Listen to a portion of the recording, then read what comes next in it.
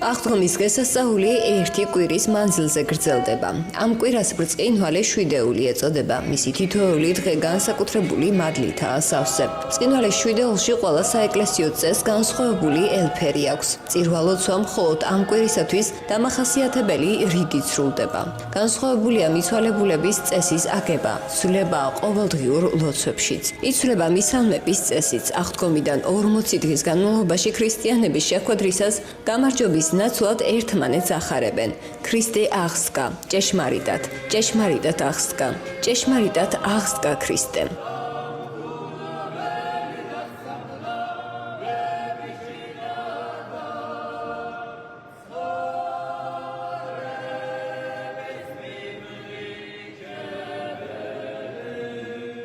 გილოცავთ ქრისტე აღსდგა.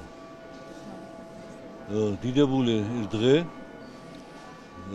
ძლევა სიკვდილზე, რომ სიკვდილი წოდით შემოვიდა ქვეყანაზე და ვისაც აქ მარტივ ცხოვრება, უფალო მანინება აღდგენა ჩვენი წოდებისაგან და მოგცა ჩვენ ძლევა სიკვდილზე და მომავლის საკუთარ ცხოვრება უფალთან ერთობაში. ეს ცხოვრება ამ ქვეყანაზე მზადება მომავლისთვის, მაგრამ ამ მზადების შეწევნა, წყალობა, მადლი, მაგალითი აუცილებელი არის, რომ ჩვენ მივახცევთ ამას და ჩვენთვის ხსოვნა ქრისტეს აღდგომისა, მისი ძლევისა და წმინდანთა მოღვაწეისა, მოწმულთა წინასწარმეტყველთა და მამათა ძალით ვიტყვით დღეს საქართველოს საუკუნის მანძილზე იდგება კიდე მადლი ქრისტესი ჩვენ შორის. კიდევ გილოცავთ, ქრისტე აღსდგა. ქრისტე აღსდგა! ქრისტე აღსდგა! ქრისტე აღსდგა! აღდგომის შემდეგი კვირა მსგებსია.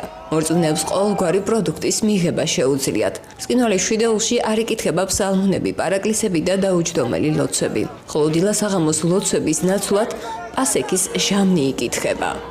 ბრწყინვალე შვიდეული კვირიაკით გვირგვინდება, რომელსაც კვირაცხოვლობა, ანუ ახალი კვირა, ანუ აღდგომის განახლება ეწოდება.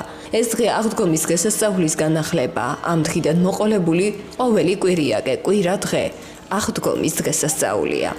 კვირაცხოვლობას აგრეთვე თომას კვირა ეწოდება შემდეგი მიზეზის გამო. სახარებაში აღწერილია თუ როგორ გამოეცხადა აღდგომის დღეს საღამოს მაცხოვარი თავის მოწაფეებს და თავისი ჭრილობები უჩვენა. როდესაც ეს თომამ შეიტყო, რომელიც ამ შეხვედრას არ ესწრებოდა, გული დაწყდა და თქვა, სანამ ჩემი თვალით არ ვიხილავ იესოს, არ დავიჯერებ მის აღდგომასო.